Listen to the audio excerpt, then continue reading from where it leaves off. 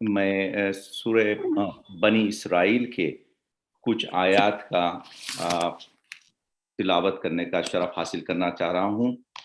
اس میں وہ حصہ پڑھنا چاہتا ہوں جس میں والدین کی تعظیم اور رسول خدا کے خرابت دار کون ہیں اور ان کا حق دینے کا حکم کیا گیا ہے شہزادی کی آج برکت کی وجہ سے.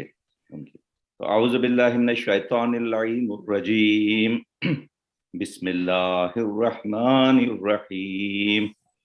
وَقَضَىٰ رَبُّكَ أَلَّا تَعْبُدُوا إِلَّا إِيَّاهُ وَبِالْوَالِدَيْنِ إِحْسَانًا إِمَّا يَبْلُغَنَّ عِندَكَ الْكِبَرَ أَحَدُهُمَا أَوْ كِلَاهُمَا فَلَا تَقُل لَهُمَا أُفٍّ وَلَا تَنْهَرْهُمَا وَقُل لَهُمَا قَوْلًا كَرِيمًا وَاخْفِضْ لَهُمَا جَنَاحَ الذُّلِّ مِنَ الرَّحْمَةِ وَقُلْ رَبِّ ارْحَمْهُمَا كَمَا رَبَّيَانِي صَغِيرًا رَبُّكُمْ أَعْلَمُ بِمَا فِي نُفُوسِكُمْ إِن تَكُونُوا صَالِحِينَ فَإِنَّهُ كَانَ لِلْأَوَّابِينَ غَفُورًا وَآتِ ذَا الْقُرْبَى حَقَّهُ وَالْمِسْكِينَ وَابْنَ السَّبِيلِ وَلَا يُبَذِّرْ تَبْذِيرًا. صدق اللہ العلی العظیم. بسم اللہ الرحمن الرحیم. تمہارے پروردگار نے تو حکم ہی دے دیا ہے کہ اس کے سوا کسی دوسرے کی عبادت نہ کرنا اور ماں باپ سے نیکی کرنا. اگر ان میں سے ایک یا دونوں تیرے سامنے بڑھاپے کو پہنچے اور کسی بات پر خفا ہوں تو خبردار ان کے جواب میں اف تک نہ کہنا اور نہ ان کو جھڑکنا، اور جو کچھ کہنا سننا ہو تو بہت ادب سے کہا کرو اور ان کے سامنے نیاز سے خاکساری کا پہلو جھکائے رکھو اور ان کے حق میں دعا کرو کہ اے میرے پالنے والے، اے میرے پالنے والے، جس طرح ان دونوں نے میرے چھوٹے پن میری پرورش کی ہے اسی طرح تو بھی ان پر رحم فرما. تمہارے دل کی بات تمہارا پروردگار خوب جانتا ہے. اگر تم واقعی نیک ہو گئے اور بھولے سے ان کی خطا کی ہے تو وہ تم کو بخش دے گا، کیونکہ وہ تو توبہ کرنے والوں کا بڑا بخشنے والا ہے. اور خرابت داروں اور محتاج اور پردیسی کو ان کا حق دے دو، اور خبردار فضول خرچی مت کیا کرو، کیونکہ فضول خرچی کرنے والے یقیناً شیطانوں کے بھائی ہیں. یہ آخر کا حصہ میں عربی میں نہیں پڑھا، معافی چاہتا ہوں. اور شیطان اپنے پروردگار کا بڑا ناشکر کرنے والا ہے. اعوذ باللہ من الشیطان الرجیم. ان المبذرین کانوا اخوانا الشیاطین وکان شیاطین لربک کفورا. صدق اللہ العلی العظیم.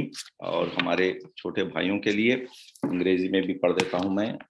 بسم اللہ الرحمن الرحیم. اعوذ باللہ من الشیطان الرجیم. وہ جو ہے 20 سیکنڈ سے. بسم اللہ. Do not associate any other deity with Allah, lest you sit down reproved forsaken. Your Lord has decreed that you worship none but Him, and that you show kindness to your parents. If either or both of them attain old age with you, show no sign of impatience, and do not even say fie to them, nor rebuke them, but speak kind words to them, and lower unto them the wing of humanity and tenderness, and say, Lord, be merciful to them, as they did care for me when I was small.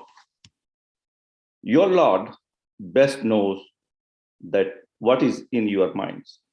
If you are righteous, He surely was forgiving to those who turn to Him.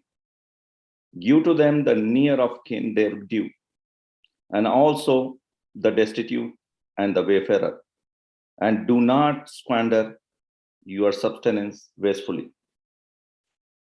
For the wastefuls are the shaitan's brothers, and shaitan is ever ungrateful to the Lord. Sadaqallahul Aliyul Azim. Salawat bar Muhammad wa ala Muhammad. صل على محمد وعلى محمد وجل فرجه. May I please request Surah Fatiha for Marhumin of today's sponsor, Sayyid Muhammad Askari Jafri, Sayyid Mustafa Ali Moswi, Sayyid Safdar Hussain Jafri, Saadat Moswi, Rais Unnisa Moswi, Akhtar Moswi, Khaiser Moswi, and all Marhumin. Alhamdulillah Rabbil Alamin. Rahman Rahim. Iyyaka na'budu. Bismillah.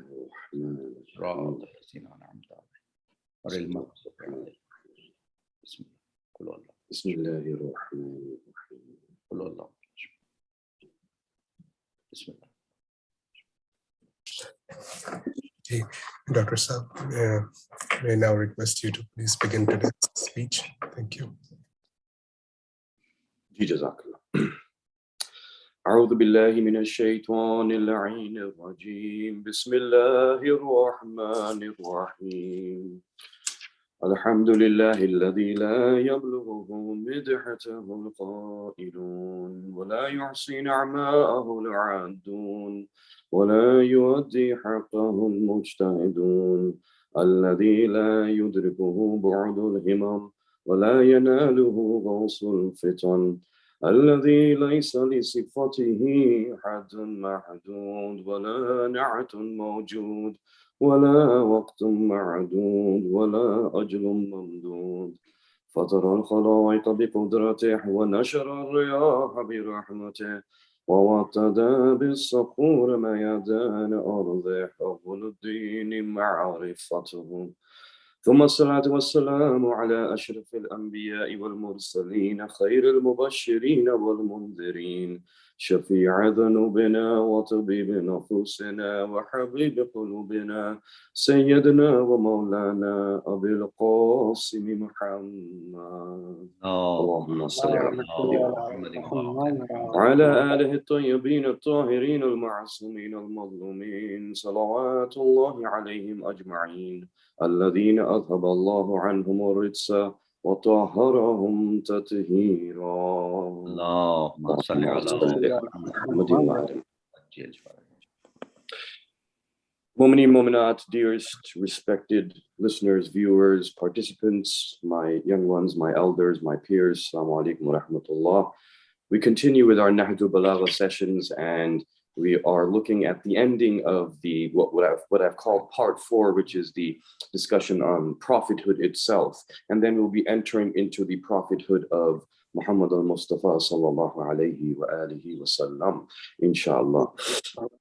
And I will just switch over to the PowerPoint. I'm not in my home ground, unfortunately, so bear with me if anything is a little bit amiss.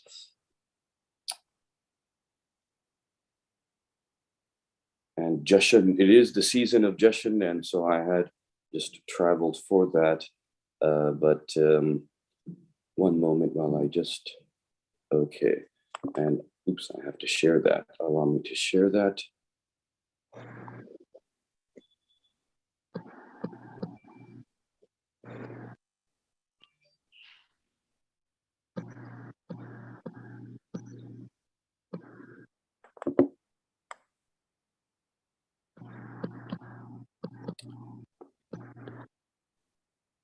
Please let me know if there's any problems, if you can't see or hear anything, because I'm not on the little tablet. Is it okay? Can you see the share screen? Okay. Alhamdulillah. Thank you. Bismillah ar-Rahman ar-Rahim.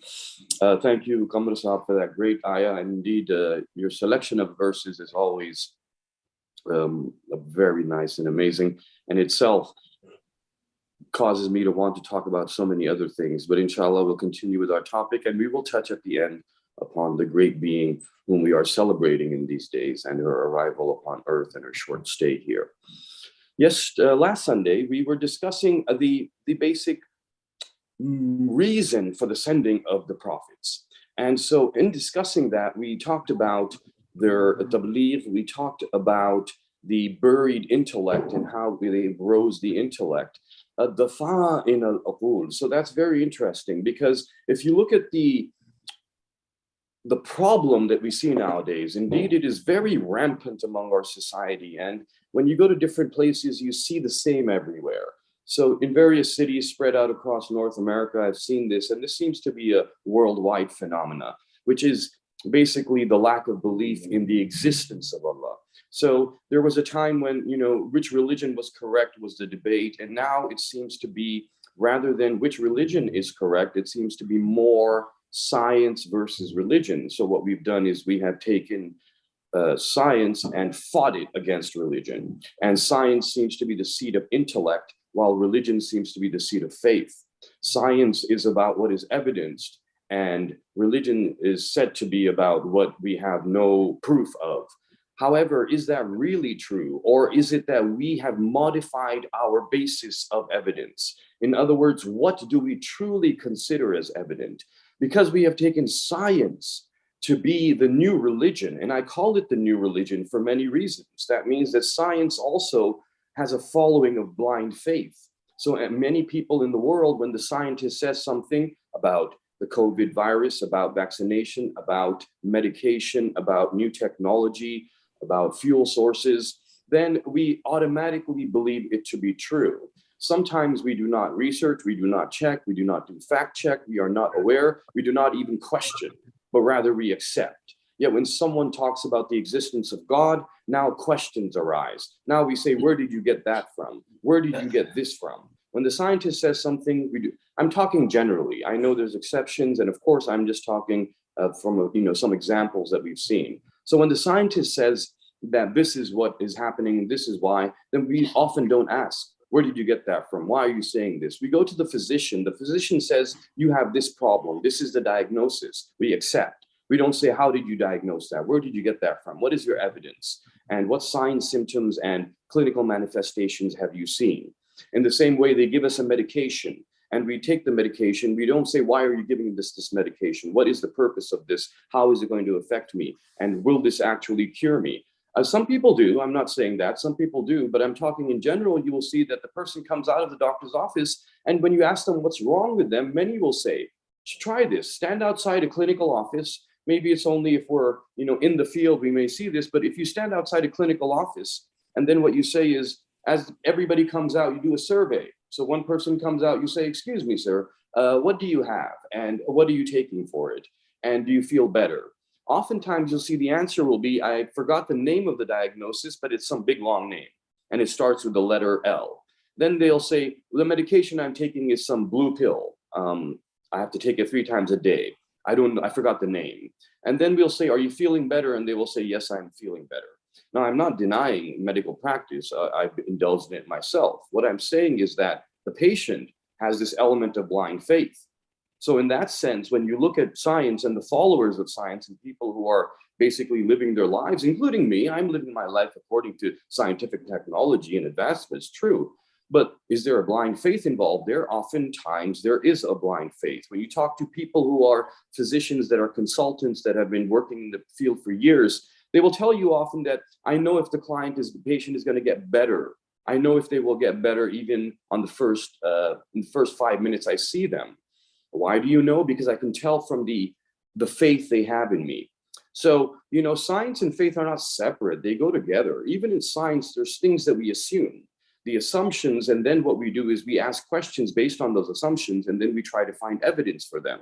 So I'm not demoting scientific endeavor. It is a great pattern of research and evidence and collecting of evidence. But it's important to realize that it is basically on assumptions, with questions, with things that arise in our minds, and our intellect is being used.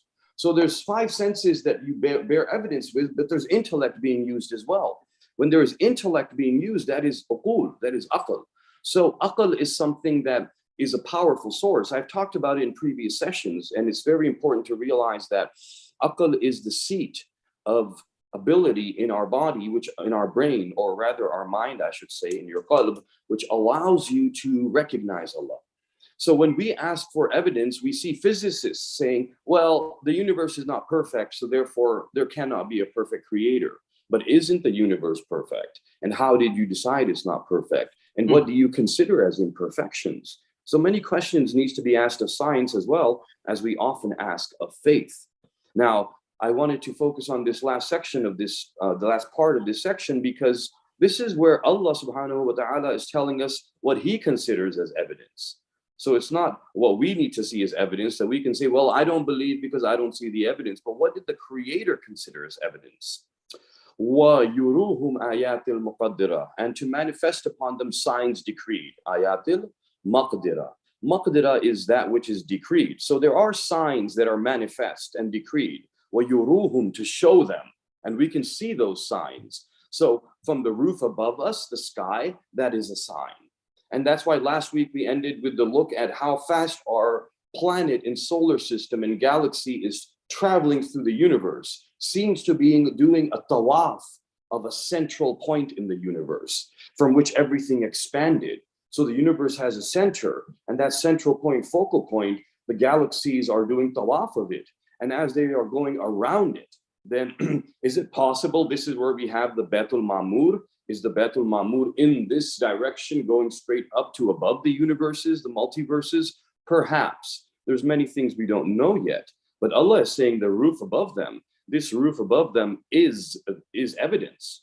So for us, the sky should be evidence. And وَمِهَادَ تَحْتَهُمْ, and the ground is evidence. The fact that there is an earth upon which we are walking, this is evidence as well. So the sky is evidence and the earth is evidence. You know, we are talking about, we were just talking about the event of today and the birth that we are celebrating.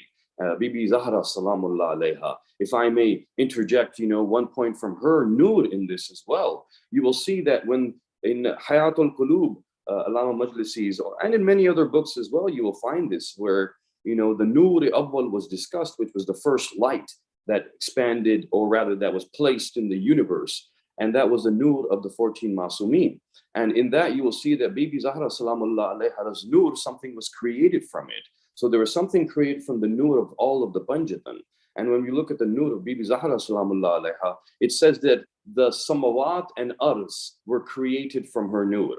So the Holy Prophet sallallahu alaihi wasallam's nur was the creation, was used for the creation of the law, the qalam, and the arsh and the kursi. So we see those things coming from this. And this is the manifest might and power and authority of Allah coming through the nur Muhammadi sallallahu alaihi wasallam. And then we see from the nur of Imam Ali, we see coming the angels. From the nur of Bibi Zahra, the samawat and arz. And the samawat and arz is the earth, the skies and the earth. Everything in the universe is, you know, held in its place by skies and earth. All of the planets, all of the satellites, the moons, the suns. So everything for life to exist is either existing on an earth or existing in the skies. And whether it's the angels, or whether it's heaven, which is above the skies, whether it's kursi and arsh, which is above the heavens, whether it is the earth, which is below the skies, or whether it is hell, which is below. So what we see is everything is in levels, and those levels have a foundation.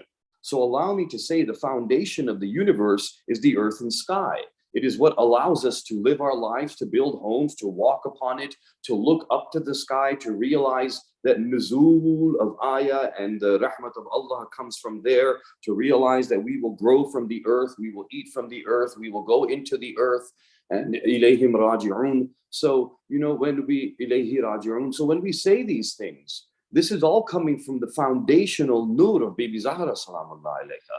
Therefore, she becomes the foundation of creation in the universe. Her central point in markaz, among the Panjatan, among the Ahlul Bayt, on the nur of the Arsh, in the Tahtul Kisa, all of this is showing us how significant she is. But coming back to what we're saying, so the earth is evidence. For Allah subhanahu wa ta'ala, he says the earth is evidence. Yeah, we look at it and we don't see the evidence. So why are we not seeing it? What is wrong with our perception? Why are we not being guided by him? That means that there is guidance required by Allah to look at the evidence and accept it. The evidence is there, but many will deny. So it is not a matter of lack of evidence. The evidence is definitely there. It is a matter of accepting or denying the evidence. Accepting that the earth and the sky were established for a reason and by purpose and through intellect, or denying it and saying that no, there is no such thing. Denying what is in front of us as evidence is just foolishness. So in a way, yes, we are very foolish when we deny the existence of Allah. So can we say there is intellect? Very basic, crude intellect, not heightened intellect. So we need guidance, indeed.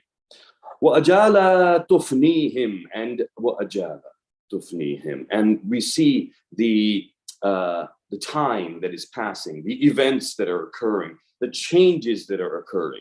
We were just talking about how the young will go to old. So the babies become youth, and the youth become adults, and the adults become the elderly. And then we see the system continuing on, and it is changing us. It is withering us. Here, the physics concept of entropy comes in. Now, many scientists will say that entropy, E-N-T-R-O-P-Y, entropy, which is in physics said to be the continuous degradation of matter, where we see everything is slowly weakening, breaking apart, and we see it as the sun moves away, the earth moves away from the sun, the moon is also changing its distance, and as things are moving further apart, as it's expanding and they're expiring, everything has a termination date. Allah subhanahu wa ta'ala says, this is evidence. This should tell you that I am here. However, when we look at that, we say that, oh, look, everything is going withering away. Therefore, there must be no evidence that there is the existence of Allah. And yet he says, no, this is the evidence that I exist, that he has placed time because he created time. So when he talks about time, he is talking about it in comparison to there being no time. And yet now time comes into place. So time is an amazing creation of Allah, as space is. So first he talked about space, the earth and the skies. Then he talked about time, and he says, this should be evidence for you.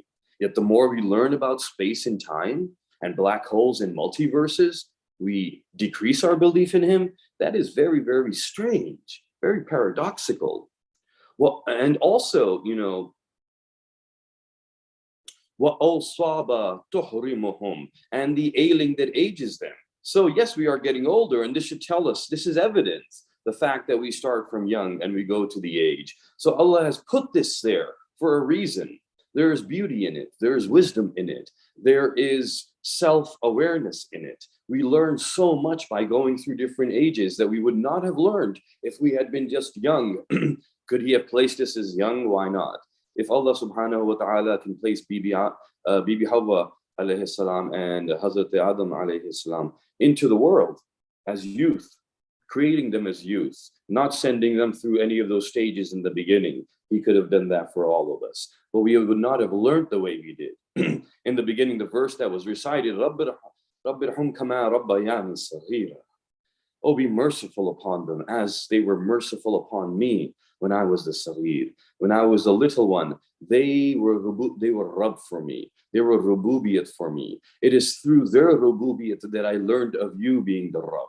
It was through their Rabbayani that I learned that you are the nourisher. It was because they listened to my every need and fulfilled all of my needs, my necessities, and healed me in my ailments, and took care of me in my hunger, and sheltered me when there was none that would possibly do that. For you put the love in them. You did not put that love in others. You put it into my parents, and therefore they were the caring ones. And therefore I know that it is through them that it was you who was caring for me the whole time. And it was you that nourished me. It was you that was merciful upon me. But because you used them as a means, therefore I recognize that, and I accept that. And I ask that you be merciful upon them too, for they were chosen by you to sustain me and nourish me and bring me into this world. So the successive circumstances that come upon us is a very interesting and noteworthy point. So there are ahdath, which are, hadith, hadatha, which are basically events that occur. And these are then successively occurring one after the other. So our life is a series of events occurring one after the other. And it is occurring upon us. Our life is not a routine where we have to get up at this time and then do this at that time and then do that at that time. Yes, we have a routine. That is the template of your day that you try to follow. But there are events occurring in your life that are out of your control. And did not Amir al-Mu'mineen, as-salatu was-salamu alayhi, say that I recognized Allah when I looked at people's wills not being fulfilled? So we have our will. I want to wake up in the morning. I want my routine. I want everything to happen according to the way I desire it, the way I'm used to. Nothing should change. I like consistency. I feel anxious when there's sudden stresses and changes in my routine upon me. That happens to many people. So then what happens is Allah is testing us through events. So what we need to realize is that every moment in our life is an event, and it is a test from Allah. Sometimes we think that we are only going to be tested by Allah maybe once in a year, once in a lifetime, once in like an annual exam, once a week, like a weekly quiz or test. No, it is every breath we take. Al-Kafi, in the book, Imam is asked, Imam alayhi salam, and asked, how does Allah measure our lifespans? Is it in years, months, days, hours, minutes, seconds, milliseconds, moments, iotas?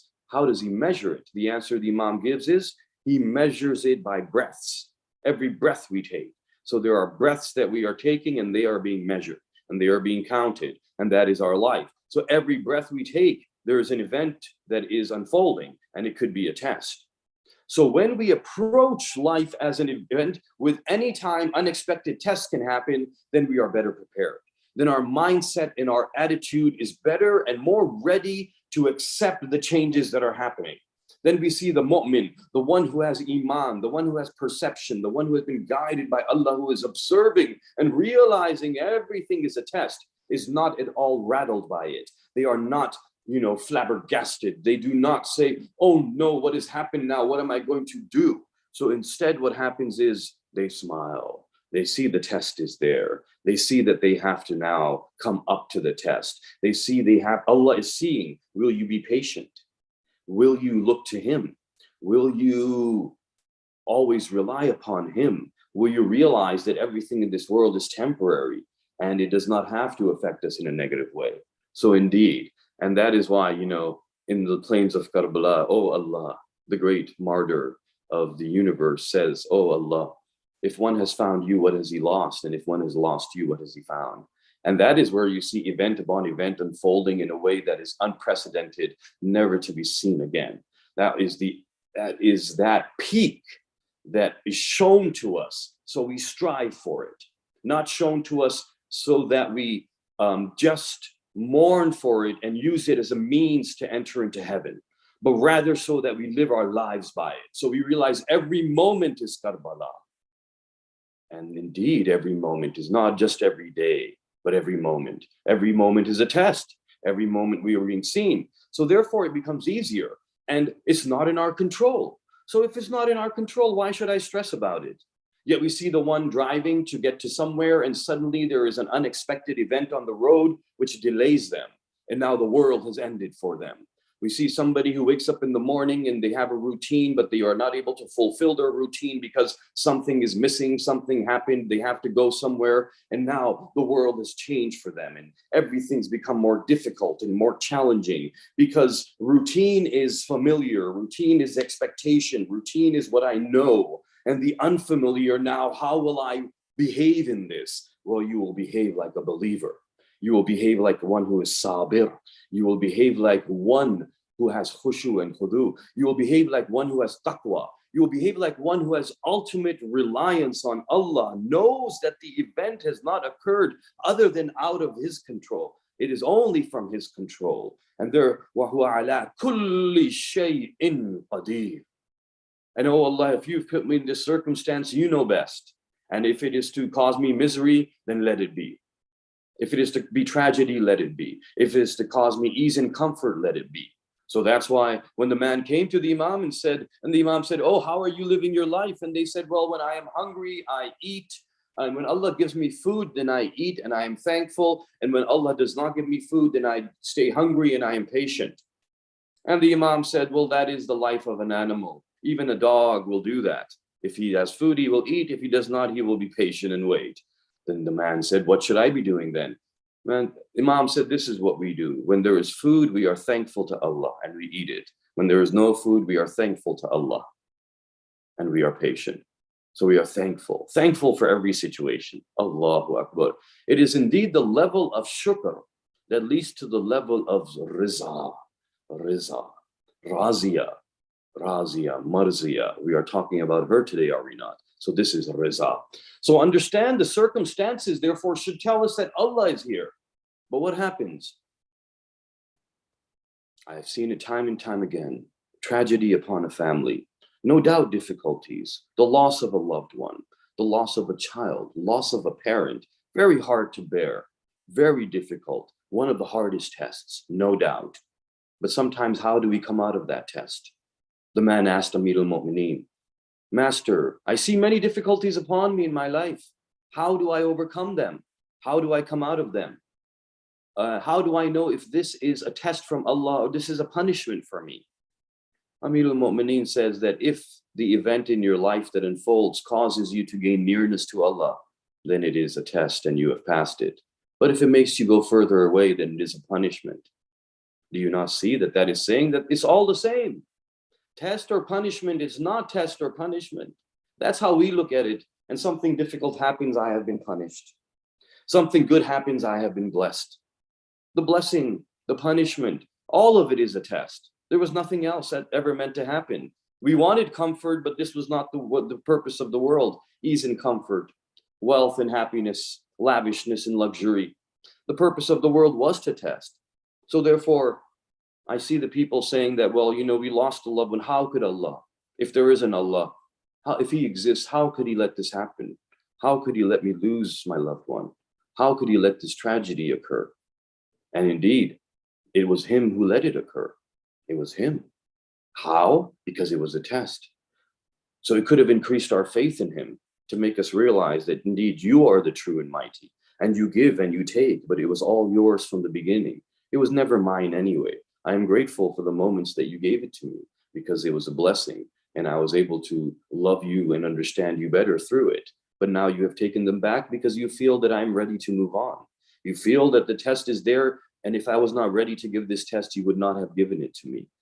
A good teacher will never test their students on things that they do not know, that they have not been taught. So is He not teaching us? Every moment He is teaching us. Lam yukhlillahu, never did Allah, subhanahu, the glorified one, khalqahu, His creation, subhanahu, khalqahu min nabiyyin mursala, lam yukhlil, never did He leave bereft. From who? His khalq. From nabiyyin mursal, from the messengers and prophets. One of the most relevant points of our time. There is a messenger, there is a hujjat, there is someone that is representing Allah upon the earth. Amir al-Mu'mineen says, never did Allah leave the earth bereft, never.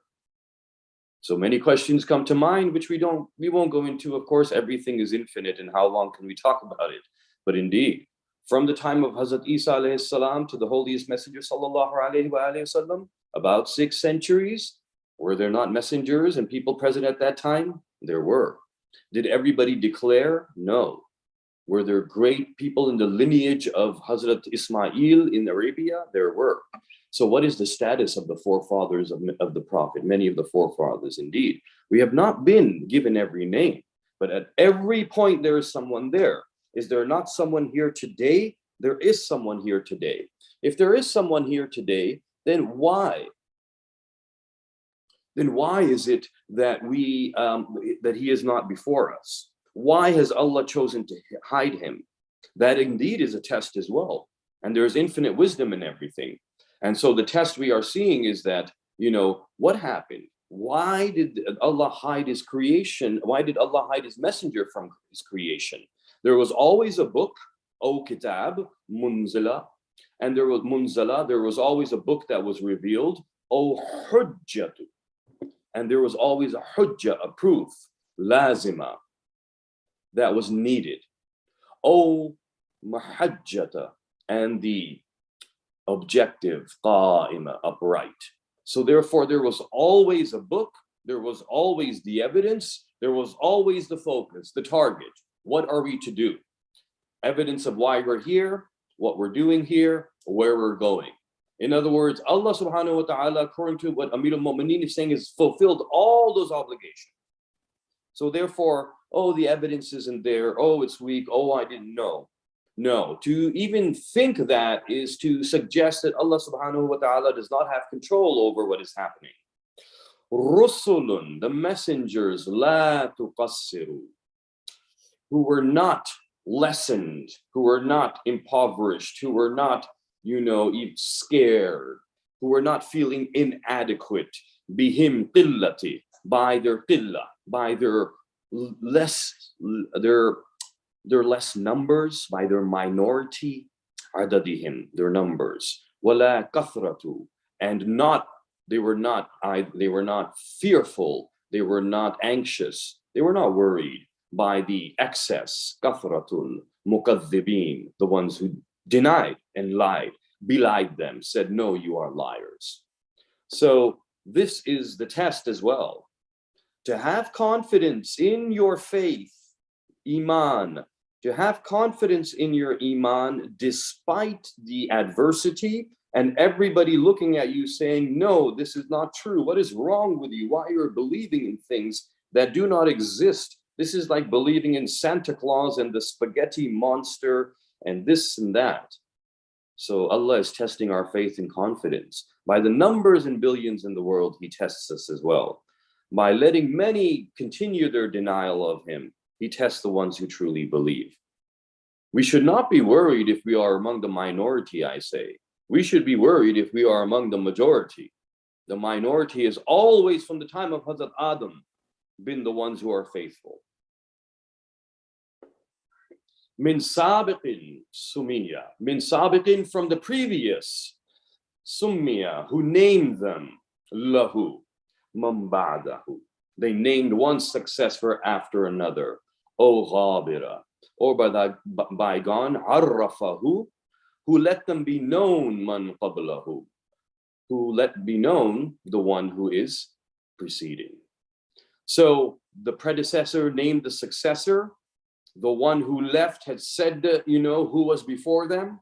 The one who left said who is going to come after them. Each of them in succession. Is this not evidence enough? Do you see how many people did we see saying that I am from the lineage of Yaqub and I will be, how many people came instead of Hazrat Yusuf and did that? How many people came instead of Hazrat Ismail and Isaac and said that, no, we are the ones who are continuing the message of Hazrat Ibrahim? One after another, named after another, naming the previous one, naming the next one. That tells us it is all from the same source, saying the same thing again and again. When does that happen? How does that happen? Look at any knowledge that we have, any human endeavor in terms of generation after generation, building upon knowledge. You will take any subject, from mathematics to the chemistries, to the biologies, to anything, and look at the previous generations over centuries writing about it in textbooks. The textbooks I read are different from the 90s in medical schools to the textbooks being taught now. Some of the things I learned, we are now finding not true. So the textbook I read in 1992 on physiology said that the brain does not produce new cells. And now neuroscientists, 30 years later, yes, the brain, the hippocampus produces new neuron cells every day. How? That's the opposite. And you could have countless examples. So what is happening? We bring out software and versions again and again. Every time there's improvement. Every time what we see is little differences and changes. And many times what was being said is now the opposite of what was said. Yet here is a school of thought. The teacher that comes names the previous teacher, names themselves, names the next teacher, and says the same things that the previous teacher was saying. Nothing contradictory to the other. This shows us indeed. This is evidence. This is evidence that there is a school that is teaching everyone. Pardon me. I hope I didn't go too fast. I wanted to get through that, but also the homework, or rather the preview that I had mentioned that we will be talking about is now continuing here. So that was from the last part of section 4, where we took a look at the reason for the sending of prophets and what, according to Allah subhanahu wa ta'ala, is evidence. So not denying the evidence, but accepting the evidence. In part 5, then there's a brief section that we'll continue with, and that talks about the holiest messenger, sallallahu alayhi wa alihi wa sallam. And so over here we see that now Amir al-Mu'mineen, and the beauty and eloquence with which Amir al-Mu'mineen goes on to talk about it, and the perception and the sight that we are seeing, the basirat we are seeing, ala dhalika naslatil qurun wa madatil duhur. And so what's happening here is, in this way, the ages passed by. So the ages are passing by. And who can say that but the one who is seeing the ages pass by? Who can say that but the one that is part of the Awwal Nur? The one who has seen not one Adam, but 70 Adams. The one who has seen not one world made, but countless worlds made and destroyed. The one who has seen countless nations come and bring upon their own destruction. The one who has seen from the beginning. The one regarding whom a Christian scientist said, when reading Nahjul Balagha, saying that the one who said these words either created the world himself or must have been there to evidence and witness it happening. So that is why we say, Awwalu ma khalaqallahu nuri. The nur of the Masumin is the first. Everything succeeds that. And in this way, the ages passed by and time rolled on. So, ala dhalika nasalatil. And nasalatil is now something that is occurring, falling out, begetting al-qurun, the ages. Wa madati. And madati is now what is elapsing, ad-duhur. And duhur is the circumstances, the fate, fortune that is occurring. Wa salafatil. And we see now a replacement. Salafatil al-aba'u, the fathers. Wa khalafatil abna'u. So passing away, wa salafatil aba'u, the fathers. Wa khalafatil abna'u, and their children coming in. And so Amir al-Mu'mineen is witnessing the generation after generation, prophet after prophet, message after message, one replacing the other. The ones that were there are gone. The ones that come now, till what? Excuse me. Yes. And then till ila until then, ba'atha. Ba'atha is when one is deputized, one is placed with legal standing and conviction. Ba'atha Allahu, Allah placed the glorified one. Allah subhanahu, the glorified one, placed who? Muhammadan sallallahu alayhi wa alihi li anjazi. Lianjazi is something that can mean indeed, truly, an accomplishment, success, implementation, effectuation. And what did he implement? What did he place? What was successfully placed? Ridatihi, his promise. Ridati. So his promise, watamami, and completed. Nubuwatihi, his prophethood. So Allah successfully placed the holiest messenger sallallahu alaihi wasallam. There is a success and an achievement in here. There is an accomplishment in here that is hidden in that word lianjazi. It is a success that tells us that this was not a small thing. This was not something that just happened because, father begets son and son begets son and so on. No, it was something that was restricted, inhibited. They tried to stop it. Iblis is very motivated. His motivation is such that we see, he doesn't rest. Sometimes we are thinking of, when we look upon the ones who are influenced by desires, we tend to think of someone who is just always seeking pleasure, never doing any work, maybe very lazy and maybe lethargic and useless and just always indulging in satisfying the five senses and just feeling, tasting things good, touching things good, seeing things good, and very sensory in their world, very materialistic. We sometimes tend to think of Iblis like that. You need to realize that this was a person who was not partying before his removal from his status up there, or not status, perhaps his location, where he was located for a specific duration. He was very motivated from the beginning. Yes, the motivation was to promote himself. Yes, he was not worshiping Allah in every sajda, he was more worshiping himself, but there was a lot of effort involved and there was constant motivation. This is somebody who is very, very, diligent, hardworking, disciplined, and very motivated, and has a focus and a goal in mind, and has 2 children born with every child of Hazrat Adam. He has a big army. And so this one has been constantly trying to stop the prophets. Their work was more on the prophets than on the people. Their efforts were more geared towards preventing the message from coming.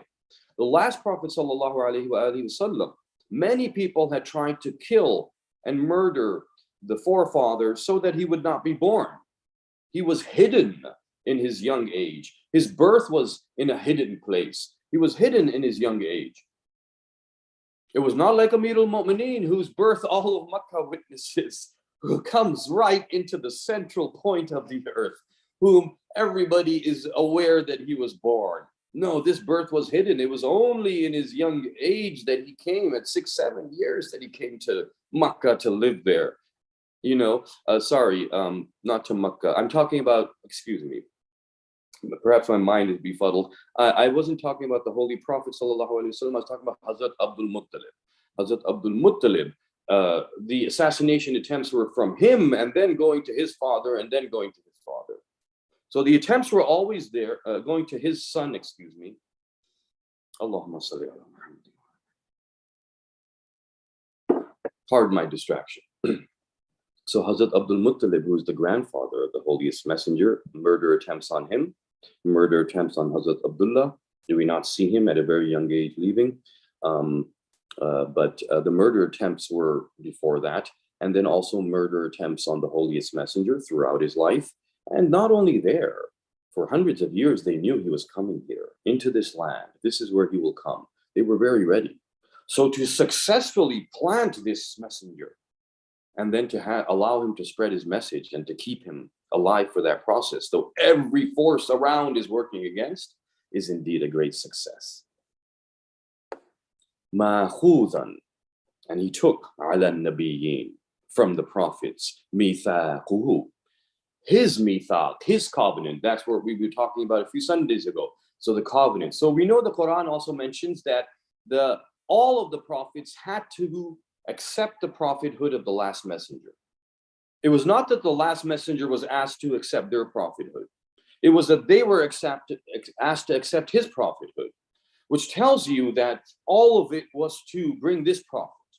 So all the 123,999 were to bring this one, to bring this messenger. So this messenger will bring their Naba al-Azim. They will bring the great news. And so this is the entire succession that we see. So the significance of our prophet is very, very much above the rest of the prophets, although they have the same station in that name, Nabi, Rasul, prophet. But there's a big difference, and the difference is this that we see.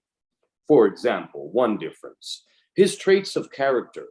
So, mashhura, they were famous, simatuhu, his character. Kariman, and honorable, miladuhu, was his birth. His birth was honorable. His character was very well known. This is now indeed what we sometimes do not really give that much importance to. We do not look at births as much anymore. The institute of marriage is slowly dwindling away, maybe like the entropy of the universe. And how we are born, through wedlock, through nikah, through some kind of a wedding ceremony, through reputable means, and then we come into the world. There is great importance in that. And that's why, this is also being praised over here. And his birth was honorable. And the character. So should we not aspire to that character? Sometimes we say, well, the Masumeen are such that we can't copy them. What should we do? They are so far above us. In our ma'rifah, we sometimes realize that they are so far above us, and perhaps we might not aspire to be there. But that's not to be the case. In fact, yes, they are nur. We cannot compete with them. No one wants to compete. Certainly not. We want to copy. We want to copy not how they are on Arsh, how they are, in the Salawat, how they are, who knows, in so many places. Rather, what they did in front of us was so that we would copy that. So we see that, we ask ourselves, do we have that character that people will look to us and say that this person has a good reputation? Indeed, that is one of the honors that can be bestowed upon a mu'min. عِزُّ مَنْ تَشَاءُ وَذِلُّ مَنْ تَشَاءُ. وَأَهْلِ الْأَرْضِ يَوْمَئِذٍ مِلَلٌ, excuse me. The people of the earth, so the people of the earth were at this time divided, milalun, they were divided. And how were they divided? They were divided into different parties, mutafarriqa. So milalun, they were in parties, mutafarriqa, they were divided. Wa ahwahu muntashira, and their aims were separate, their goals were separate. Wa tara'iqu mutashattita, and their ways were diverse. Their ways were diverse, their aims were diverse, and we see that today as well. So indeed, this is something that is not the way it is meant to be, but this is occurring because of lack of faith in Allah. Bibi Zahra salamullah alayha said in her famous khutbah, Al-Fadaq, that Allah made our vilayat, our obedience, obligatory upon you to create unity. So there is unity in faith. And that is why we would be in a very different situation on this planet if we were unified. And we don't realize that because we have been divided for so many centuries. It's the only way we know.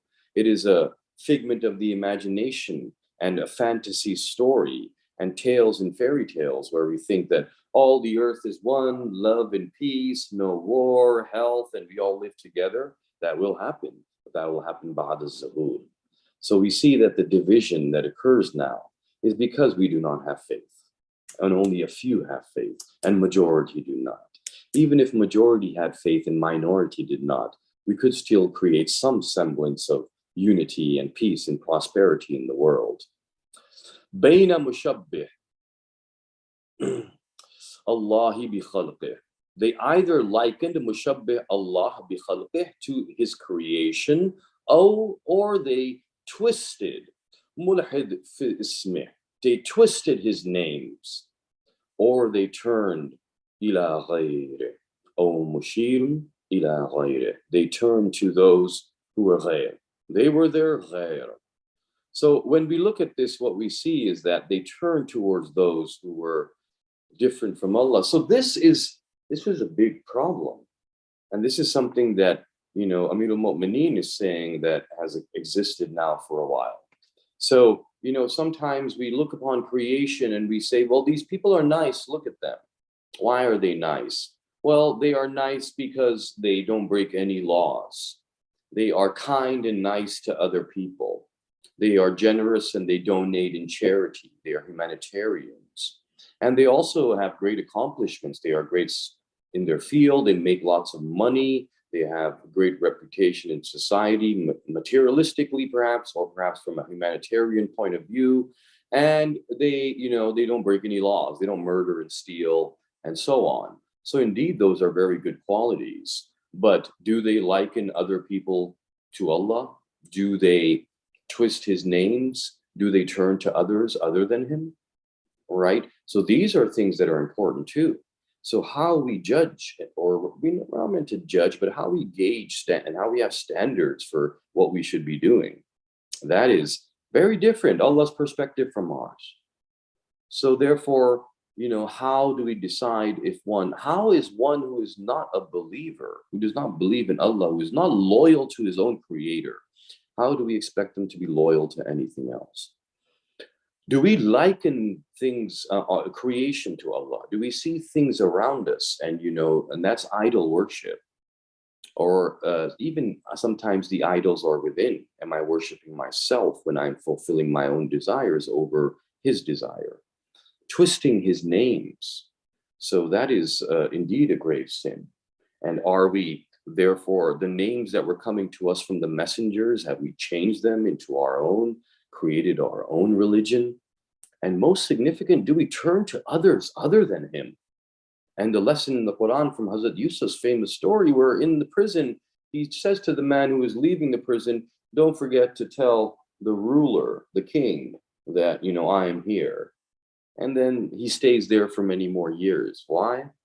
Because we see that he turned to someone other than Allah. Not even turn to, but just mention. Don't tell them that, remember, I'm here. They had made a promise. They had said something. Remember, tell them I'm here.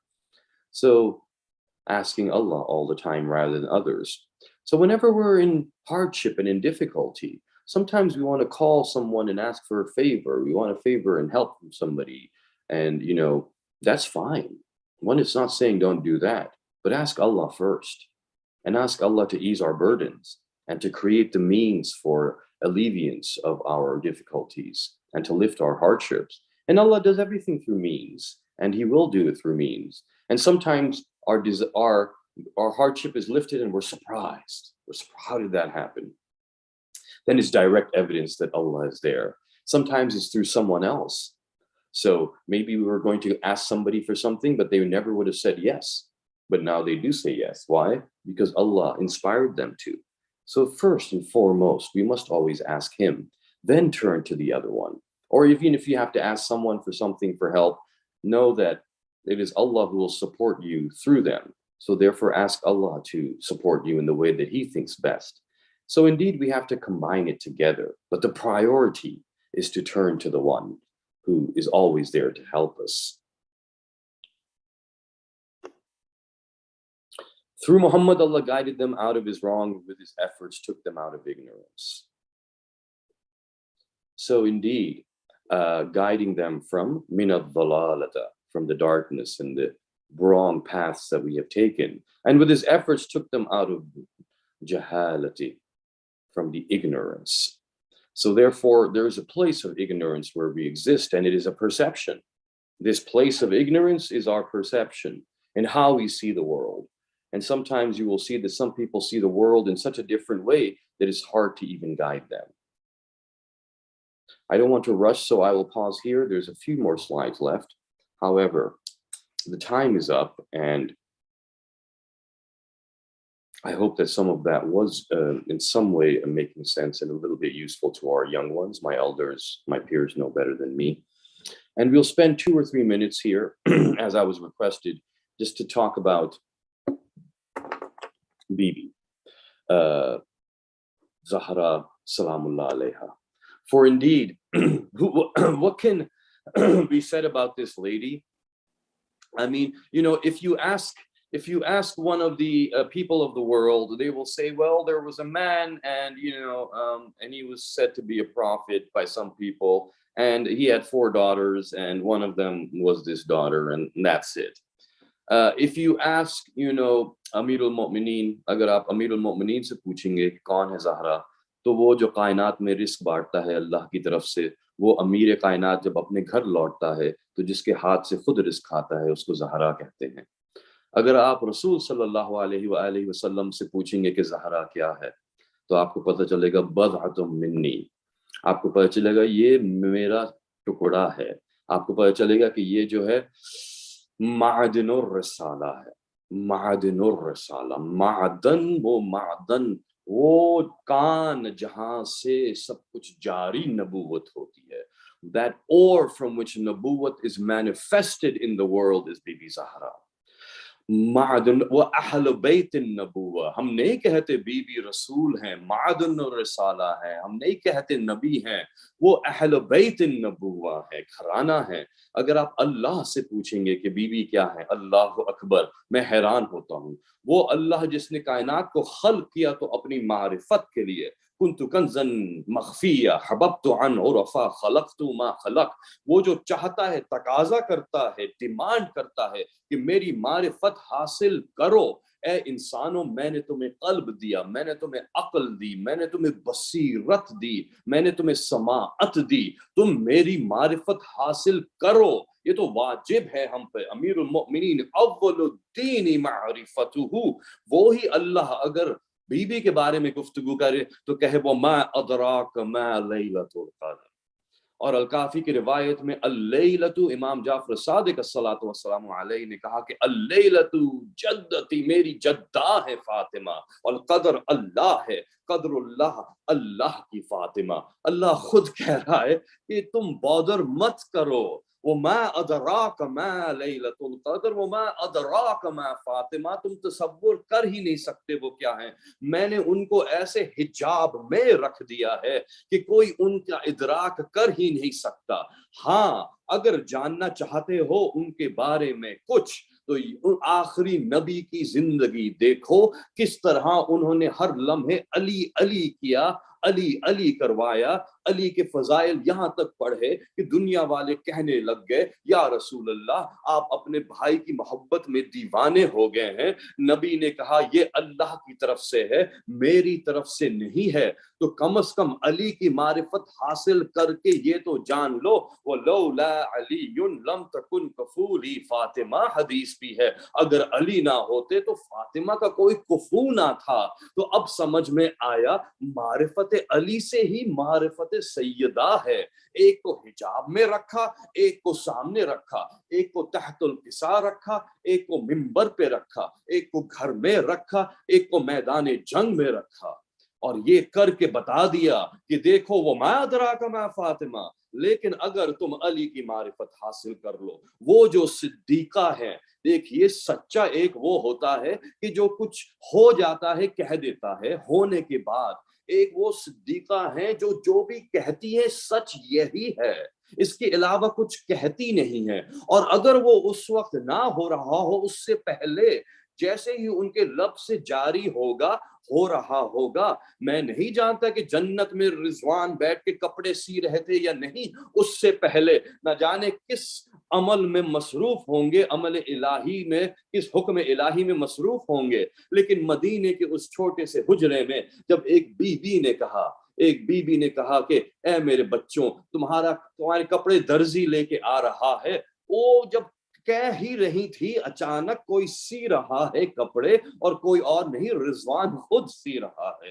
اللہ اکبر. یہ ہوتی ہیں صدیقہ اور طاہرہ. دیکھیے be be مریم کے لیے کہا استفاکی یا مریم ان اللہ استفاکی وطہرکی. آپ کو چن لیا اور آپ کو طاہر کر دیا. کس بی بی مریم کو طاہر کیا؟ وہ بی بی جو نبی کی بیٹی، نبی کی ماں، بیت المقدس میں ساری زندگی گزری، یہاں تک کہ اللہ نے کسی مرد سے مس بھی نہیں ہونے دیا، ان کو بچہ دے دیا کہ آپ کی طہارت پہ کوئی داغ نہ آئے، آپ اتنی طاہرہ ہیں. لیکن ان کے لیے پھر بھی اللہ کہہ رہا ہے وہ طہرہ کی، اور آپ کو طاہر کیا.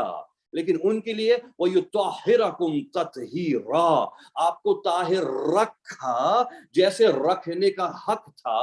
کیسے رکھا؟ لِيُذْهِبَ عَنْكُمُ الرِّجْسَ، جتنا بھی رجز تھا مار مار کے دور کیا آپ سے. یعنی کہ آپ طاہرہ تھی، ہیں، ہمیشہ رہیں گی. اس کے علاوہ کوئی تصور نہیں ہے. جن سے اللہ کائنات کو پاک کرتا ہے یہ وہ طاہرہ ہیں. ان کو طاہر ہونے کی ضرورت نہیں ہے. دوسرے اپنی طہارت پاتے ہیں ان کی مودت سے. جس قلب میں ان کی مودت آ جائے وہی طاہر ہوتا ہے، اس کے علاوہ کوئی طہارت ہے نہیں. اے مسلمانوں، وضو کرتے ہوئے، غسل کرتے ہوئے تم طاہر ہونا چاہتے ہو، لیکن اپنے دل میں بی بی کے دشمنوں کی محبت بھی رکھتے ہو، نجاست کو اپنے دل میں بٹھا کے سمجھو گے کہ تم طاہر ہو گئے. دیکھو جو بھی طہارت کے خلاف آیا وہی تو نجاست ہے.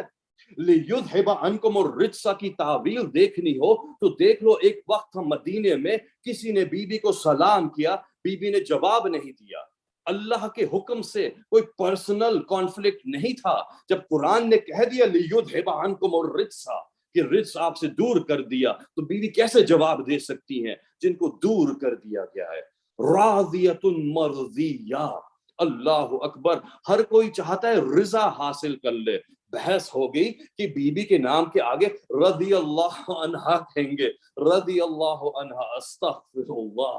جو بیوی خود اللہ کی رضا کا مرکز ہے، ہمیں نہیں پتہ چل سکتا اللہ ہم سے راضی ہے کہ نہیں، بس یہ دیکھ لو کہ بیوی راضی ہے، بیوی راضی ہے، ان کے بابا راضی ہیں، ان کے بابا راضی، اللہ راضی۔ یہی تو حدیث ہے نا، یعنی کہ ہمیں پتہ چلا اے انسانو، تم نہ مجھے پا سکتے ہو، نہ میرا ادراک کر سکتے ہو، نہ تم جان سکتے ہو میں تم سے راضی ہوں کہ یہ نہیں، لیکن ہاں میں نے ان ہستیوں کو رکھ دیا ہے۔ اب بیوی اگر تم سے راضی ہے، سمجھ جانا اللہ تم سے راضی ہے۔ اللہ اکبر، یہ ایک عجیب معجزہ ہے۔ میں آپ کو بتاؤں، یہ جو مودت ہے، محبت ہے، یہ حجاب میں ہے، یہ آسان نہیں ہے۔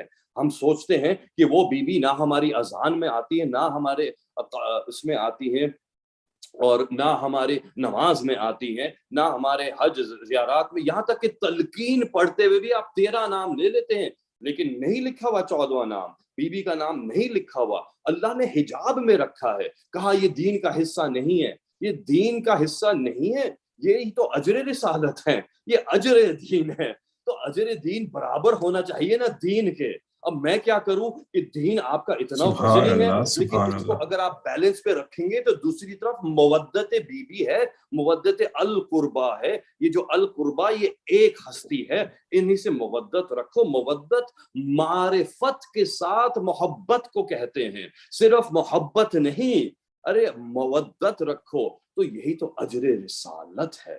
اللہ اکبر۔ اب میں کیا کروں کہ بیوی کی محبت دل میں دین کے برابر ہو گئی۔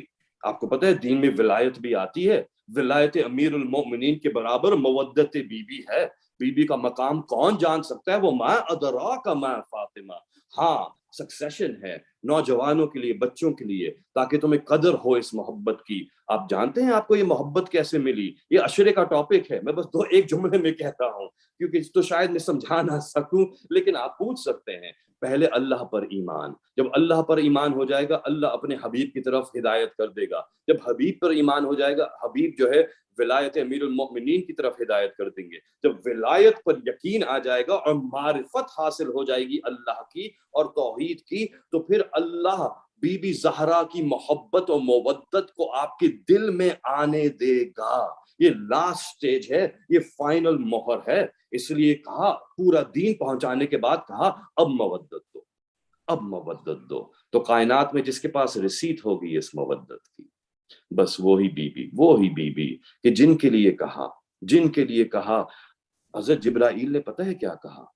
آئے کسا کے پاس، اللہ اکبر، کسا کے پاس آئے، اور جب کسا کے پاس آئے تو آپ دیکھیے، میں سوچتا ہوں کہ بعض دفعہ یہ ہوتا ہے کہ شاعروں کی محفل میں یا منقبت خوانی میں یا کسی بھی محفل میں، مجلس میں، جب ایک قطار ہوتی ہے شعراء کی یا منقبت خوانوں کی، تو کسی نے آ کے کوئی منقبت پڑھ دی، اچھا کوئی اور صاحب تھے انہوں نے پڑھنے کی، لیکن وہ دیر سے پہنچے تو وہ منقبت ہو چکی تھی، وہ بیٹھے انہوں نے پوری وہی منقبت پڑھ دی، جو ہم سامعین ہم مسکرا رہے ہوتے ہیں، ہمیں پتہ ہوتا ہے کہ کوئی پڑھ چکا ہے، لیکن ہم لطف پھر بھی اتنا ہی لیتے ہیں، فضائل ہے نا، لطف اتنا ہی لیتے ہیں۔ آپ دیکھیے بیوی نے کہا، اللہ اکبر، بیوی نے کہا میرے بابا کیا کہہ رہے ہیں؟ میرے بابا وہ کہہ رہے ہیں جو عرش پہ ہو رہا ہے، اور عرش پہ کیا ہو رہا ہے؟ بیوی بتا رہی ہے عرش پہ کیا ہو رہا ہے، انی ما خلقت السماء ممدیۃ ولا ارضا مطحیہ ولا قمرا منیرا، یہ پورا عرش پہ ہو رہا ہے، ہو گیا، قصیدہ پڑھ دیا گیا، اللہ نے پڑھ دیا، اب یہاں پہ بھی پڑھ دیا گیا، یعنی کہ تحت الکساء پڑھا گیا۔ اب حضرت جبرائیل آئے اور آنے کے بعد پھر سے وہی قصیدہ پڑھ رہے ہیں، کیونکہ وہ وہاں پہ تھے نہیں، لیکن اے حضرت جبرائیل جو عرش پہ ہوا تھا بیوی بتا چکی ہیں، بیوی وہ ہیں جو بتا دیتی ہے عرش پہ کیا ہو رہا ہے۔ تو دنیا والوں یہ مت سمجھنا کہ نبی کو ضرورت ہے کہ حضرت جبرائیل آ کے آیت سنائیں تو پھر نبی بتائیں گے آپ کو۔ نبی زمین پہ بیٹھ کے بیوی کے قصہ کے نیچے بیٹھ کے بتا دیتے ہیں کہ وہاں پہ کیا ہو رہا ہے۔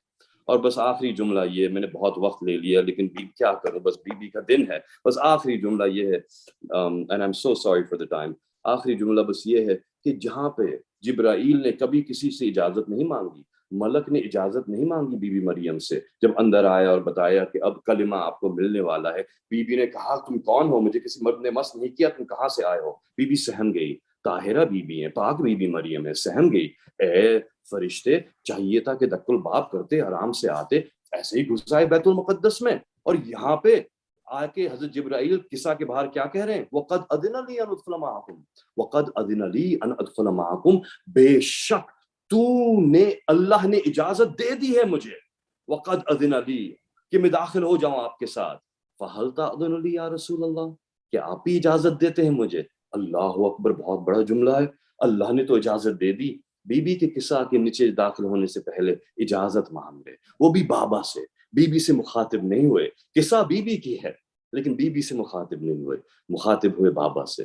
یہ حجاب ہے بی بی کا، یہ احترام ہے بی بی کا. اے مدینے والوں، تم بھی تو کچھ سوچتے. آگ لے کے آگے اس در پہ، اسی در پہ آگ لے کے آگے جہاں پہ بی بی. میں جانتا ہوں آج محفل ہے، جشن ہے، لیکن میں کیا کروں، ان کے مصائب ہی ان کے فضائل ہیں، ان کے فضائل ہی ان کے مصائب ہیں. بس یہ کہا، کاش کے مدینے والوں تم دیکھ لیتے کہ یہاں تو حضرت جبرائیل بھی اجازت دیتے. فَسَيَعْلَمُ الَّذِينَ ظَلَمُوا أَيَّ مُنقَلَبٍ يَنقَلِبُونَ أَلَا لَعْنَةُ اللَّهِ عَلَى الْقَوْمِ الظَّالِمِينَ. اللہم صل ماشاء اللہ، ماشاء اللہ. جزاک اللہ مولانا، تھینک یو سو مچ مولانا، جزاک اللہ، یا علی مدد. جزاک، بہت شکریہ.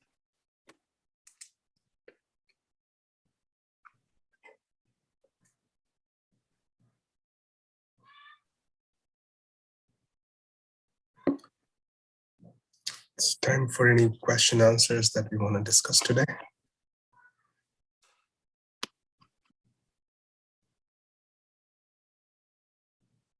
السلام علیکم ورحمۃ اللہ، عید مبارک انشاءاللہ سب کو.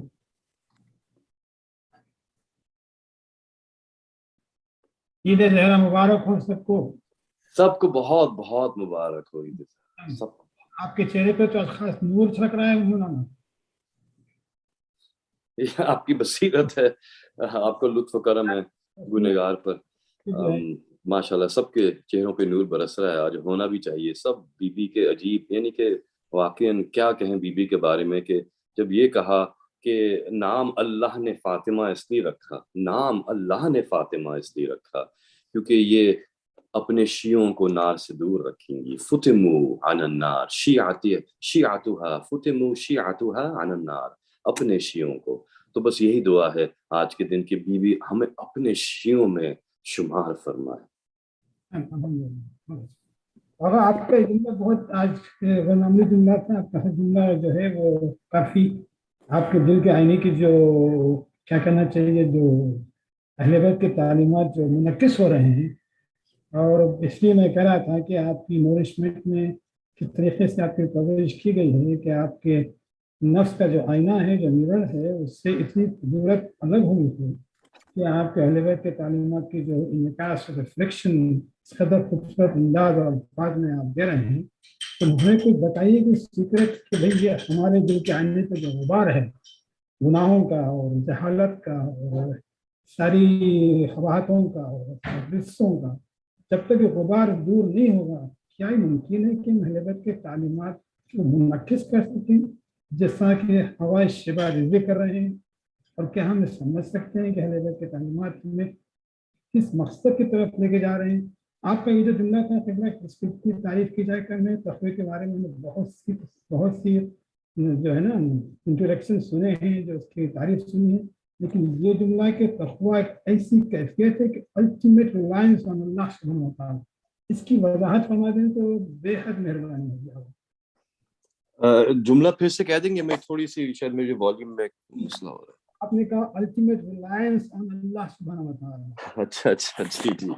ارے عباس صاحب، آپ جو ہے نا ماشاءاللہ آپ کا علم، آپ کی گفتگو، آپ کی بصیرت، بس اللہ آپ کو سلامت رکھے. آپ جو ہے وہ دانے دیتے رہتے ہیں جس کے ذریعے سے آپ مومنین تک باتیں پہنچاتے ہیں. واقعاً یہ ہم سب ان خوش قسمت لوگوں میں سے ہیں جن کے لیے واقعاً آپ صحیح کہہ رہے ہیں، قلب میں ہدایت ایک پرسیپشن ہے، اور قلب کی پاکیزگی کتنی ضروری ہے. اور ہماری خوش قسمتی ہے کہ ہمیں پاک والدین ملے، طاہر نسب ملا، ہمیں وہ ماں ملی جس نے بچپنے سے علی علی سکھایا، ہمیں وہ والد ملے جنہوں نے رزق حلال کما کے محنت سے صدق دل اور نیت کے ساتھ ہمارے لیے غذا فراہم کی تاکہ ہمارا جسم بھی پاک بنے اور ماں کے ذریعے سے ہمارا قلب بھی پاک بنے. تو یقیناً تبھی ہدایت آتی ہے. اور اصل میں میرا خیال یہ ہے کہ آپ نے جو موضوع واقعاً چھیڑا ہے اور جو لفظ آپ نے چنا وہ پوری کائنات ہے. کیا الٹیمیٹ ریلائنس آن اللہ جو ہے کس طرح سے ہوگا، اور یہ واقعاً بہت اہم موضوع ہے. اور آئی تھنک کہ بہت سی چیزیں اس میں کہنے کو، بہت سی چیزیں آپ بھی یقیناً کہہ سکتے ہیں. بس میں یہی کہوں گا ایک جملہ کہ ایکسپیکٹیشنز از ویری امپورٹنٹ. اور ہوتا یہ ہے کہ ہم اتنی خوبصورت حدیث قدسی ہے، اے میرے بندے ایک تیری چاہت ہے ایک میری چاہت ہے، ہونا وہی ہے جو میری چاہت ہے، لیکن اگر تم اپنی چاہت کو میری چاہت پہ قربان کر دو گے تو میں تمہاری چاہت بھی پوری کر دوں گا. تو اللہ نے ہمارے اندر چاہت رکھی ہے اس لیے کہ ہم اس کی چاہت پہ قربان کر دیں. اللہ نے چاہت کا سسٹم رکھا ہی اس لیے، ہمارے اندر ڈیزائرز ہی اس لیے رکھے. تو یہ جو ڈیزائرز ہیں، یہ جو ہم سے غلطیاں ہو جاتی ہیں، جو گناہ ہو جاتے ہیں، ان میں بھی ایک رحمت ہے. یعنی کہ میں یہ نہیں کہہ رہا گناہ ہمیں کرنے چاہیے، لیکن جب ہم گناہ کرتے ہیں تو ہم مغفرت کی دعا جب کرتے ہیں تو ہم اللہ کے بہت قریب آ جاتے ہیں. تو اللہ نے اس کے ذریعے سے بھی ہمارے لیے یہ وہ رکھا. یہاں تک کہ حضرت آدم علیہ السلام جب دنیا میں رو رہے تھے کہ میں نے جو ہے وہ مقام کھو دیا یا میں نے اللہ کی نافرمانی ترک اولا کر دیا، تو جو فرشتہ آیا تھا جو بعد میں حجر اسود بنا، وہ جو فرشتہ آیا تھا اس نے آ کے مولا سے عجیب بات، اس نے آدم سے عجیب بات کہی، خلیفۃ اللہ سے. اور خلیفۃ اللہ سے کہا کہ اے آدم آپ کیوں غمگین ہوتے ہیں؟ آدم نے کہا کہ میں نے ترک اولا ہو گیا، اللہ نے کہا تھا لا تقربا هذه الشجرة. تو فرشتے نے جو تسلی دی حضرت آدم کو وہ بڑی واقعی حیرت انگیز تھی، کہ کہا کہ اے آدم آپ کو پتہ نہیں کہ آپ کو اللہ نے خلیفہ زمین کے لیے ہی تو بنایا تھا، آپ کو تو یہاں پہ آنا تھا. کہا کیا؟ کہا انی جاعل فی الارض خلیفہ، کہ میں عرض پہ خلیفہ بنا رہا ہوں. آپ کو جنت میں رکھا تھا لیکن آپ کو آنا تھا یہاں پہ. مطلب یہ ہے کہ ہم سے کچھ غلطیاں تو ہوں گی، وہ ہوگا، لیکن جب ہم when we return to him, that's so important, the returning to him. اور میرا خیال یہ کہ ہماری چاہت ہے اور اس کی چاہت ہے. جب ہم تصور کرتے ہیں کہ ہم ریلائی نہیں کر رہے اللہ پہ، تو اس کا مطلب یہ ہے کہ ہم نے جو ہے وہ سکون چھوڑ دیا ہے، جس توکل چھوڑ دیا ہے. اس توکل میں اتنا سکون ہے کہ جب ہم جانتے ہیں کہ کل شیء وهو علی کل شیء قدیر، اس کا ورد کرتے رہیں وهو علی کل شیء قدیر، کیونکہ اس میں جو ہے ہر لمحے فکر ہے کہ ہر لمحے جتنے بھی چیزیں ہو رہی ہیں ہم سب اس پہ وہ قادر ہے.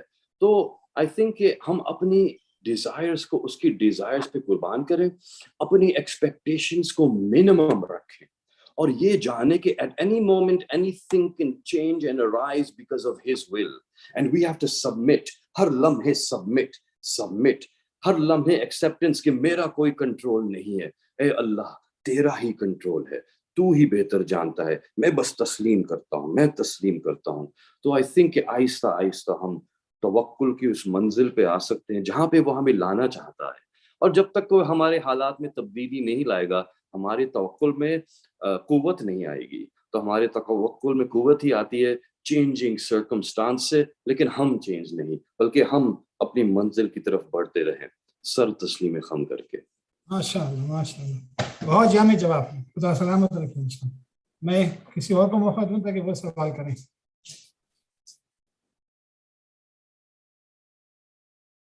جزاک اللہ عباس صاحب.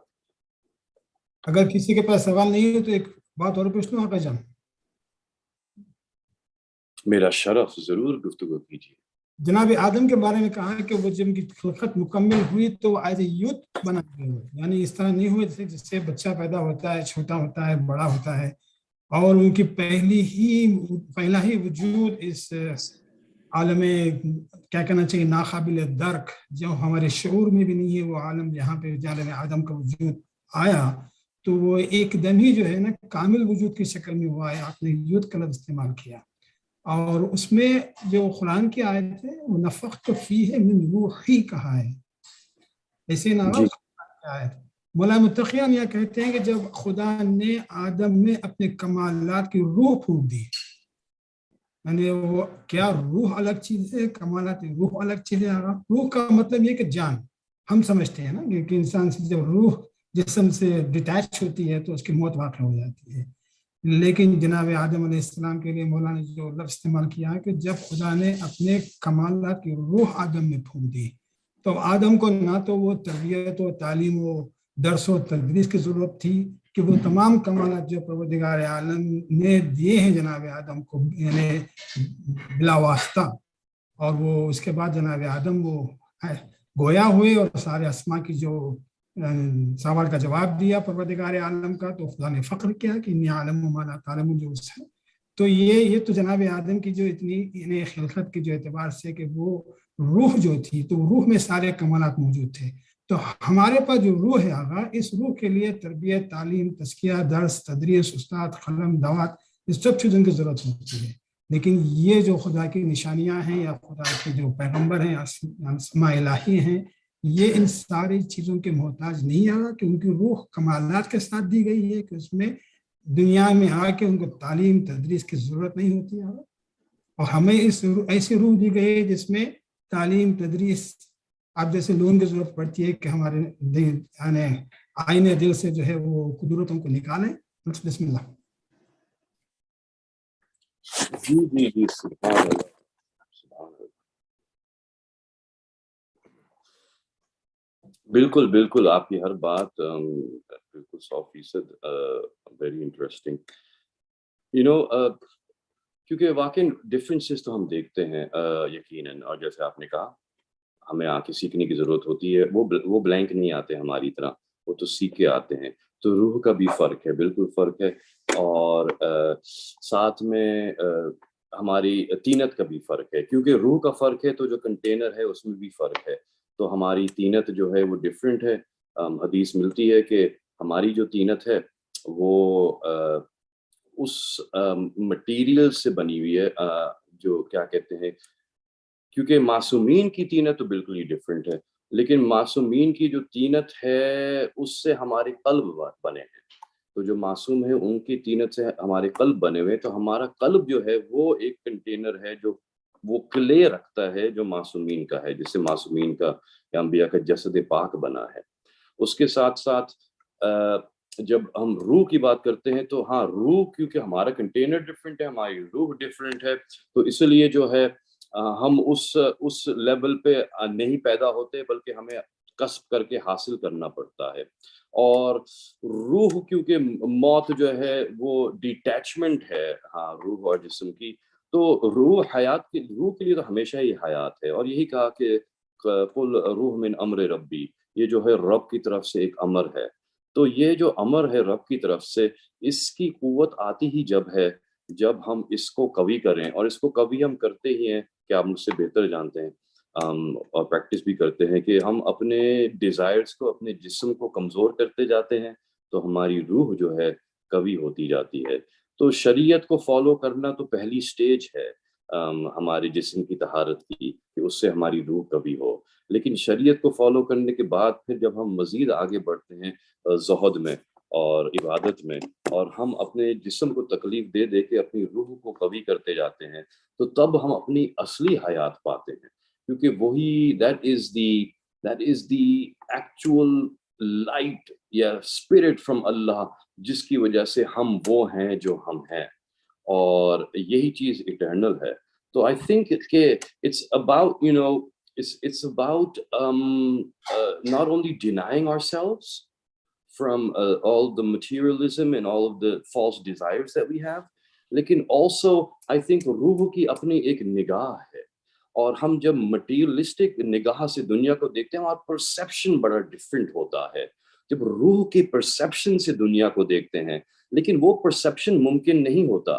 بالکل جیسے کہ ایک گروپ ہے کسی کو فالو کر رہا ہے، جو لیڈر کہے گا نا لوگ بھی اسی نگاہ سے دیکھیں گے. تو آپ نے دیکھا کہ وہ اینٹی ویکسینیشن والے ہیں یا یہ کنسپیرسی تھیوری والے ہیں، وہ دنیا کو ہی دیکھتے ہیں اس کے کہنے سے کہ اس نے کس طرح سے کہا. ہمارے اندر بھی ایک کائنات ہے، اور اس کائنات کے ذریعے سے ہم دنیا کو دیکھ رہے ہیں. لیکن جب ہم روح کی آنکھ سے دنیا کو دیکھیں گے، ہمارا پرسیپشن ہی بہت ڈفرینٹ ہو جاتا ہے. وہ چیزیں نظر آتی ہیں جو ویسے نظر نہیں آتی، اور ہر سچویشن کو ہم ڈفرینٹ دیکھتے ہیں. تو آئی تھنک کہ روحانی پرسیپشن جو ہے وہ جیسے جب آتا ہے نا، تو انسان خود ہی جاگ جاتا ہے، پتہ چل جاتا ہے لیکن وہ آتا بڑی مشکل سے ہے. اور اس لیے ہم دیکھتے ہیں کہ لوگ جو ہیں وہ ایک ہی سچویشن کو کتنا ڈفرینٹ دیکھ رہے ہوتے ہیں. آپ جیسا کوئی سن رہا ہے اگر مولا امیر المؤمنین کی تقریر تو آپ کس طرح سے سن رہے ہیں, کوئی اور کس طرح سے سن رہا ہے. تو اور روح از I think it's the seat of our perspective that is connected to Allah subhanahu wa ta'ala. MashaAllah.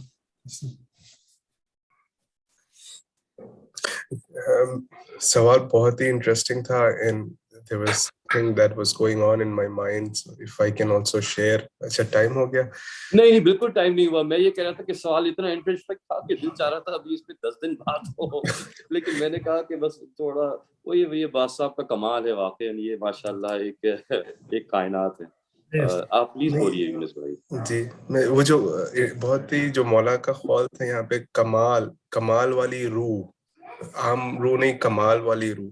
تو پھر اگر سمجھا جائے کہ یہ کمال والی روح کیا ہے, اب ہمارے پاس جو سامنے واقعات ملتے ہیں, اور کیا یہ ساری چیزیں پیغمبر حاصل کر کے آتے ہیں؟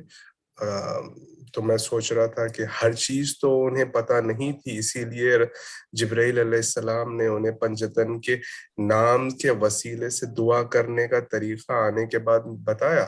پھر ملاقات ان کی بھی ہوا سے ہوئی, اور پھر اپنا ہمارے سامنے موسیٰ علیہ السلام کا بھی واقعات موجود ہے جہاں پہ وہ حضرت خضر سے سیکھتے ہیں. تو آپ کا جو شاید اشارہ ہے وہ الرحمن خلق الانسان سے کے لیے شاید صرف 4 معصومین ہی جچتے ہیں, جہاں پر اللہ نے پہلے علم دیا پھر خلق کیا. مگر یہ جو کمال روح کے متعلق جو انٹرسٹنگ مولا کا خول آپ نے بتایا بہت ہی امپریسو تھا. تو میں سوچ رہا تھا کہ واٹ از کمال, کمپلیٹنس, پرفیکٹنس, اینڈ روح کی کمپلیٹنس, پرفیکٹنس مولا علی حضرت آدم کے لیے استعمال کر رہے تھے. آخر ایسا کیا کام کیا انہوں نے پنجتن کے انوار پنجتن کا تعارف کروایا فرشتوں کے درمیان. تو کمال روح یہی ہے کہ معرفت اہل بیت سے آپ اللہ کو پہچانیں. شاید یہ چیزیں کچھ ذہن میں چل رہی تھی تو شیئر کر دیا. تو اس پہ اگر کوئی کمی پیش اور کمنٹ. سبحان اللہ, سبحان. بے شک یونس بھائی, یہی واقعی یہی ہماری زینت ہے, یہی ہمارا کمال ہے, یہی ہماری معرفت ہے. بالکل سبحان اللہ. Thank you.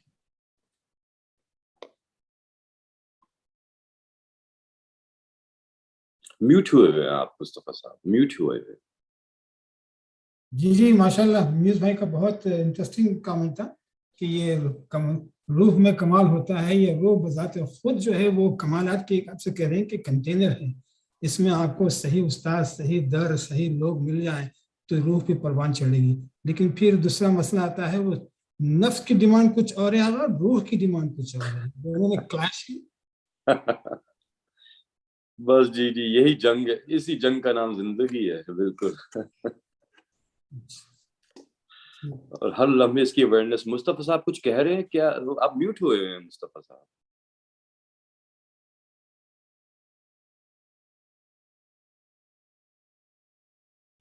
شاید آواز نہیں آ رہی. ہاں وہ بہت دور بیٹھے ہیں. جی وہاں پہ دور بیٹھے ہیں, گرم گرم موسم میں, ان کو ٹھنڈے لوگوں کی آوازیں نہیں پہنچی. آپ کی مثال تو جیسی ہمارے لیے ایسی ہے جیسے کہ وہ شب کی تاریکی میں جو ہے وہ ایک نادان بچہ اپنی ماں سے شکایت کر رہا تھا کہ وہ جو چاند نظر آ رہا ہے وہ مجھے چاہیے. تو ماں کہتی ہے بھئی یہ چاند تو وہ ہے جو تمہارے پاس آ نہیں سکتا ہے. لیکن جب اس نے بہت ضد کی, اپنی نادانی, اپنی کمسنی اور اپنی بچپنی حرکت جو ہم جیسے کرتے ہیں نا کہ بڑی بڑی باتیں سمجھنا چاہتے ہیں اور آپ سے بار بار سوال کر رہے ہیں, تو وہ ماں تو دانا تھی, اس نے ایک کنٹینر میں پانی لایا, رکھا, کہا کہ جب وہ چاند آ گیا صورت اس کی چاند کی جو ریفلیکشن جب اس کنٹینر میں پڑنے لگا پانی میں, تو وہ بچہ اس سے خوش ہو کے کھیل رہا تھا کہ یہ چاند میرے پاس آ گیا. تو کہ یہ ہمیں بھی جو ہے نا اہل بیت کے تعلیمات جو ہے وہ اس قدر سپرفیشل اور اس قدر ہمیں جو ہے نا اپنی جو دل بہلانے کے لیے, انٹرٹینمنٹ کے لیے کرتے ہیں. لیکن جب یہ آفتاب امامت کے واقعی ہمارے دل کے آئینے پہ اس کی صحیح ریفلیکشن پڑ جائے تو پھر کیا کہنا. وہ پڑھ نہیں سکتی ہے جب تک کہ اس آئینے پہ جو ہے نا جو غبار ہے ہمارے پاس, وہ غبار اس کا دور نہ ہو جائے, تو جیسا کہ آئینے کی جو صلاحیت ہوتی ہے کہ جب سورج اس پہ ریفلیکٹ ہوتا ہے تو وہ خوبصورت بن جاتا ہے.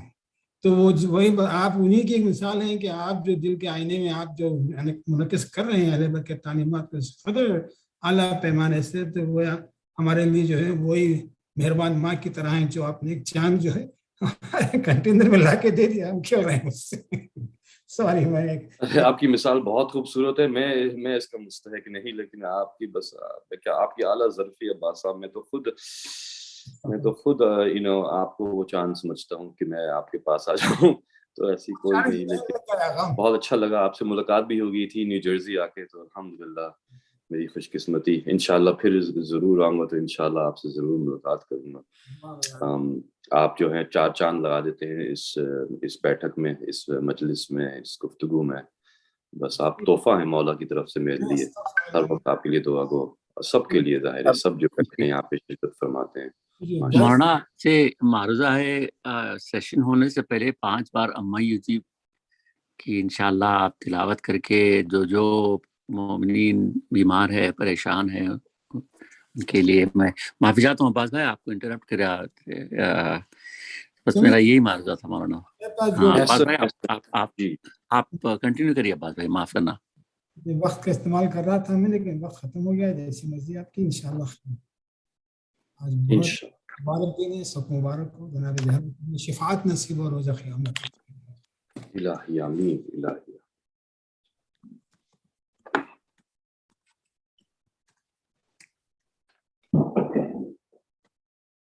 تو امی یجیبو کے ساتھ بسم اللہ الرحمن الرحیم.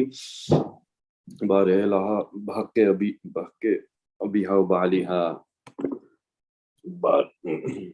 بحق فاطمہ و ابیہا و بعلیہا و بنیہا. تمام جو بیمار ہیں ان کو کلی شفا یابی عطا فرما, جو مشکلات میں ان کی مشکلوں کو دور فرما, اور سب کو صراط مستقیم پہ قائم و دائم فرما. 5 دفعہ اما یجیبو کی تلاوت فرما دیجیے. بسم اللہ الرحمن الرحیم. امن یجیب المضطر اذا دعاء ویکشف السوء. امن یجیب المضطر اذا دعاء ویکشف السوء. امن یجیب المضطر اذا دعاء ویکشف السوء.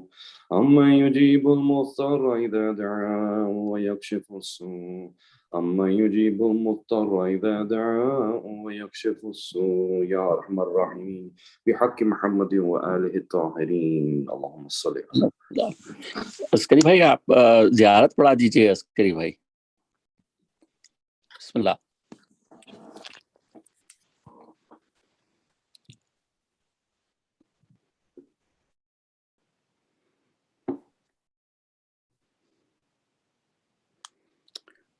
مولانا آپ پڑھا دیجیے, پتہ نہیں عسکری بھائی جوائن. جی بسم اللہ. متوجہ زیارت.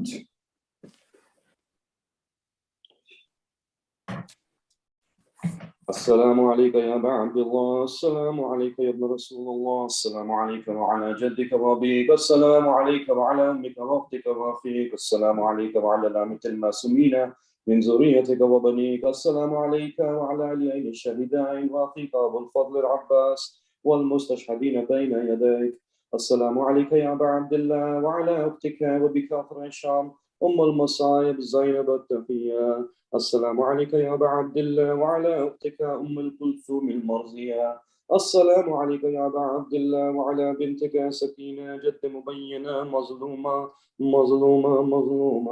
السلام عليك يا أبا عبد الله وعلى بنات حاشمية وسيران كربلاء جميعا ورحمة الله وبركاته. السلام عليك يا غريب الغرباء. السلام عليك يا معين الضعفاء والفقراء. السلام عليك يا شمس الشموس ميس النفوس أيها المدفون بعظتوس.